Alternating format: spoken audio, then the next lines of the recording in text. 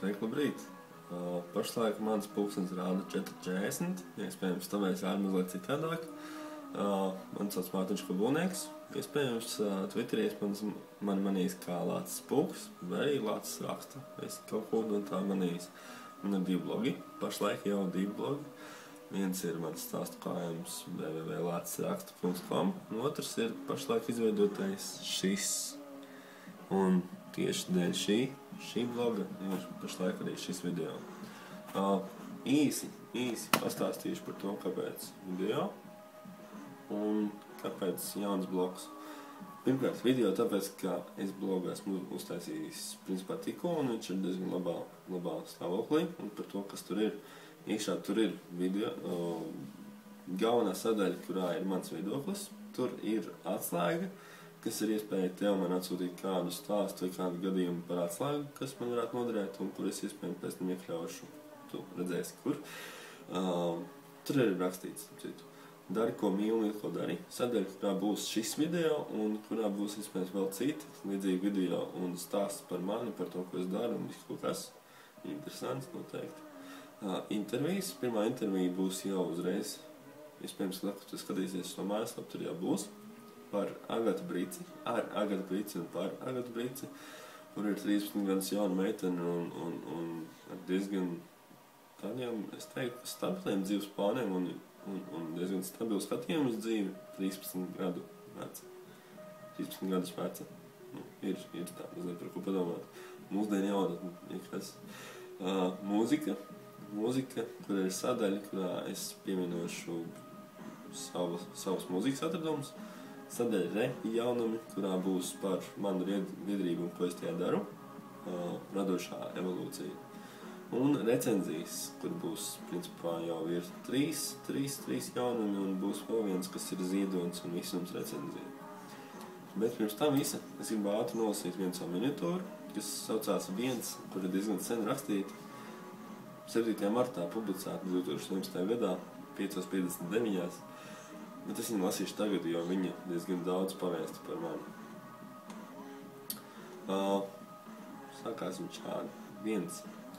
Kad pirksti slīd pāri klaviatūrām vai kad rokās slēdguļi pildspālu un lej tintu papīrā, varbūt, kad vārdi caurstrāvo prātu, iespējams brīdī, kad ideja kā zibens nozibsnī sapnī, jā, tieši tajā brīdī, kad top stāsts, top arī liktenis stāstam.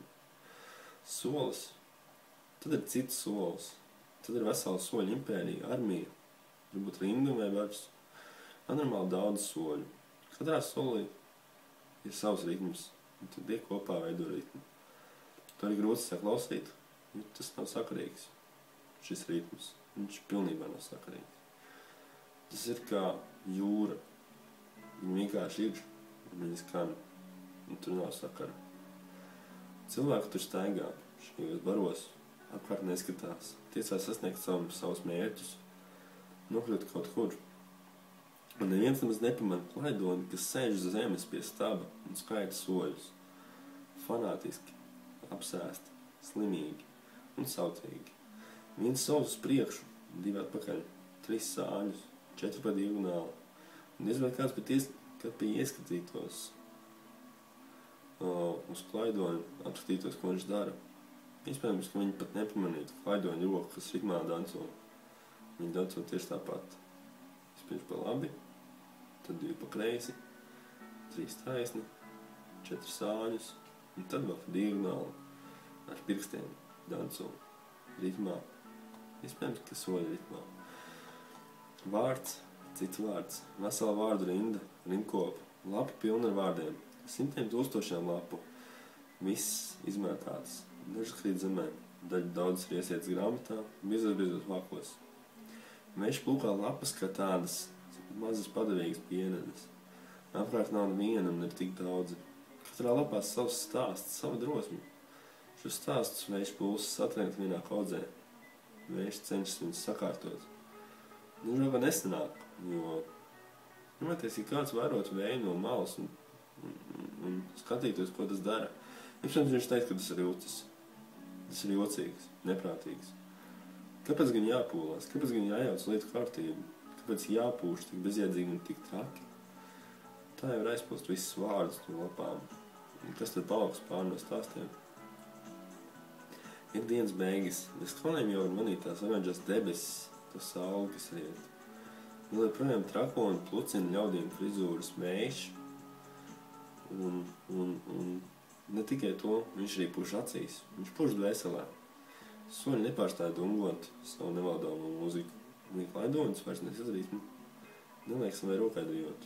Viņš tagad vairo lapu, kas vēja nesta virpuļo debesīs. Aprakstīti lapi, labām pusēm. Tām at kūleņus.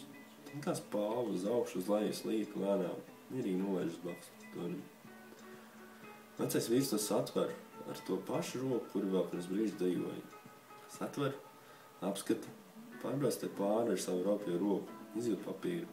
Izjūt tintas un spāvus atstātās brūces papīrā. Nav svarīgi, kas tur rakstīts. Svarīgs ir papīrs. Kas nāk no dabas, tas paliek dabā. Nedomā klaidonis uz sabūras papīru, īpaši kabetā. Pieceļas un aizsoļo. Soļās skaņu. Skaņu pārstāv par mūziku. Mums tam ir iemesls. Dzirkstošs un zīmīgs iemesls, kas ir šos prātā, kamēr guli un kamēr ej. Iemesls, kas ļauj saklausīt mūziku. Kas klaidonis, viens taču domīgs, ar spieķi vienā rokā un ar papīru otrā, tieši šajā mirklī atrodas sklīnas koļas un paceļ roku, kurā ir papīra lapa, saburzīta, aprakstīta. Tad ir viena doma, viens stāsts, viena dzīve, viens lēciens, viens lidojums, iespējams, ka pēdējais. Viens ir cilvēks, kad tas nāk pasaulē. Viens tas ir, kad pasauli pamet. Un to izdzīvo. Tam ir viena dvēsele, viena dzīve, viena iespēja to iznīcināt. Tas bija papīra lapas, kas bija rokā klaidonam, kad tas leca. Kurš tajā izlasīja? Kas to rakstīja? Ja es teiktu, ka tas bija šis stāsts, kur es tikko nolasīju, kur tu kādreiz izlasīsi varbūt, vai tu tam ticētu? Ja es teiktu, ka tā bija vēja aizpūst lapa no pasaulē labākā manuskripta, tu varētu tam noticēt. Un, ja es teiktu, ka tas bija tas, ko klaidonis saskatīja lapā, tieši tas, ko viņš tur izlasīja, bija aicinājums likt punktu dzīvē, vai tām tu var noticēt? Es nezinu, iespējams. Es zinu to, ka tur noteikti varētu būt bijis rakstīts viens, būs līdzīgs tādam, kā viens ir papīrs, tad to aizpūš vējš, viens ir klaidonis, kas reiz bijis rakstnieks, un savu karjeru zaudējis viens nieka lapas dēļ, kur aizpūts viens nieka vējš. Viens ir sapnis, kas rada iedvesmu, viens ir solis līdz nāvē, viena ir dzīve, un viena ir iespēja to labot. Varbūt kaut kas tāds tur bija rakstīts, varbūt nē, varbūt es to izdomāju. Kāda gan vai starpība? Liekas, ka stāsts ir uzrakstīts, un tāds viņš ir par izvēli un par to, kā nodzīvot savu dzīvi, jo to mēs dzīvojam tikai vienreiz, vai ne? Šis bija Lācis Raksta, Mārtiņš Kubulnieks. Labrīt, labdien, sveiki! Uz tikšanos! Vāsa blogu. Paldies! Čau!